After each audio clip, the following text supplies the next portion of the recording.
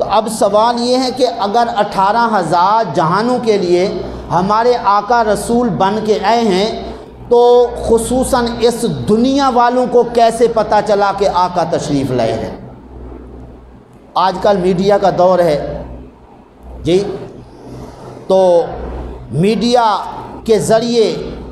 اپنی آواز لوگوں تک پہنچائی جاتی ہے۔ مہنگائی ہے تو یہ بھی میڈیا کے ذریعے، کوئی اگر کاروبار بڑا کرنا چاہتا ہے وہ بھی اپنے کاروبار کے سلسلے میں ایک اشتہار دے دیتا ہے اخبار کے اندر، ٹی وی کے اندر۔ تو اس طرح کوئی بھی خبر پھیلانا چاہیں تو آج کل تو میڈیا کا دور ہے، لیکن آقا کریم صلی اللہ علیہ وسلم جب تشریف لائے تو پوری کائنات والوں کو کیسے پتہ چلا کہ آقا کریم صلی اللہ علیہ وسلم تشریف لے آئے ہیں؟ اس کا جواب قرآن پاک کے اندر موجود ہے جی، انشق القمر، چاند پھٹ گیا، چاند ٹکڑے ٹکڑے ہوا، اور اسی چاند کے 2 ٹکڑے ہونے پر کائنات والوں کو، دنیا والوں کو پتہ چلا کہ نبی آخر الزمان تشریف لے آئے ہیں۔ یاد رکھیے ہمارے آقا کریم صلی اللہ علیہ وسلم سے لوگ معجزے مانگتے تھے کہ آپ کے پاس کیا دلیل ہے، ہم جو آپ کو اللہ کا رسول مانے، کوئی دلیل۔ مختلف آقا کریم صلی اللہ علیہ وسلم نے دلیلیں پیش فرمائیں، اور یہ دلیل پیش کرنا بھی نبی کے لیے ضروری ہوتا ہے۔ تو کئی ایسے معجزات دکھائے زمین پہ، جس طرح ابو جہل نے کہا کہ بتاؤ میری مٹھی میں کیا ہے،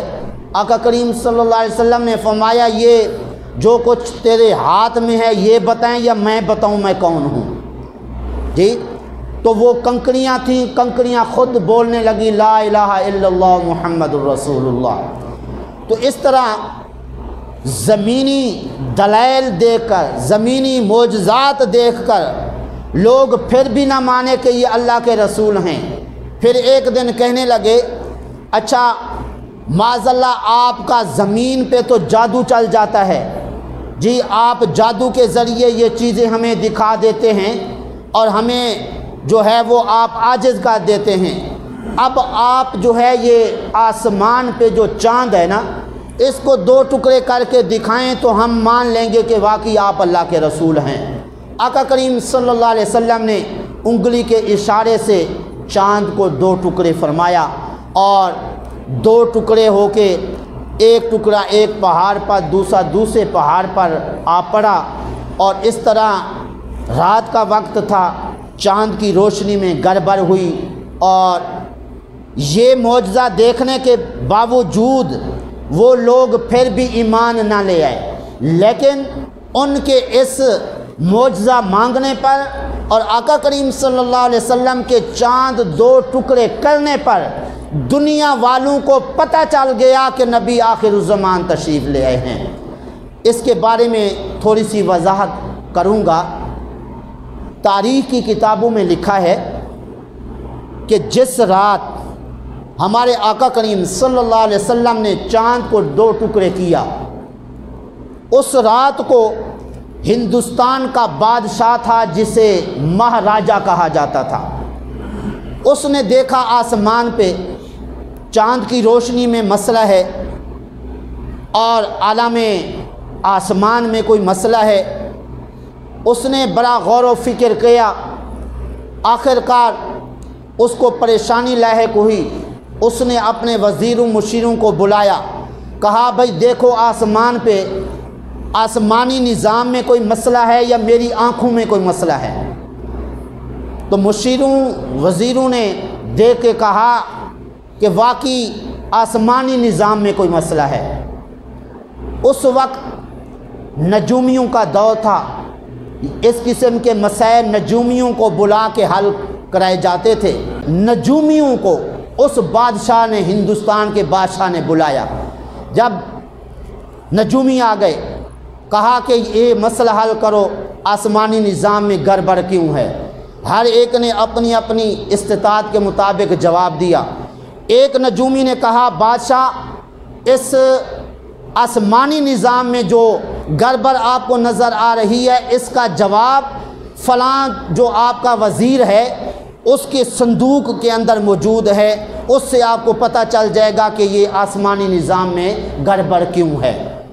بادشاہ نے کہا چلو اس کو بلاؤ، تو وہ نجومی کہنے لگا وہ وزیر ہے، میری بات کہاں سنے گا، وہ تو مجھے اپنے تک پہنچنے بھی نہیں دے گا، میری تو وہاں تک رسائی بھی نہیں ہوگی، آپ کا وزیر ہے بلا لیں۔ بادشاہ نے اس وزیر کو پیغام بھیجا کہ تو خود بھی میری خدمت میں آ جاؤ، ساتھ جو صندوق ہے تیرے پاس وہ بھی لے آ۔ تو وہ صندوق سمیت وزیر آ گیا بادشاہ کے پاس، تو اس صندوق کے ڈھک کے اوپر لکھا تھا جب آسمانی نظام میں کوئی گڑبڑ نظر آئے تو اس کا جواب جو ہے اس کے اندر موجود ہے۔ جب ڈھک کھولا گیا آگے لکھا ہوا تھا جب آسمانی نظام میں کوئی گڑبڑ تمہیں نظر آئے تو سمجھ لینا نبی آخر الزمان تشریف لے آ چکے ہیں۔ جب یہ پڑھا اس کے بعد اس بادشاہ نے اپنی وزیروں مشیروں کو تیار کیا کہ چلو مکہ شریف میں نبی آخر الزمان سے ملاقات کرتے ہیں، ان کی زیارت کرتے ہیں۔ تو وہ بادشاہ اپنے وزیروں مشیروں کو تیار کر کے مکہ شریف میں پہنچا۔ آقا کریم صلی اللہ علیہ وسلم سے ملاقات ہوئی، آقا کریم صلی اللہ علیہ وسلم نے ان کے ساتھ تبادلہ خیال فرمایا اور دعوت اسلام دی، دعوت توحید دی اور دعوت رسالت دی، اور اس طرح یہ بادشاہ اور سارے وزیر مشیر جو ہے آقا کریم صلی اللہ علیہ وسلم کی تبلیغ پر مسلمان ہو گئے۔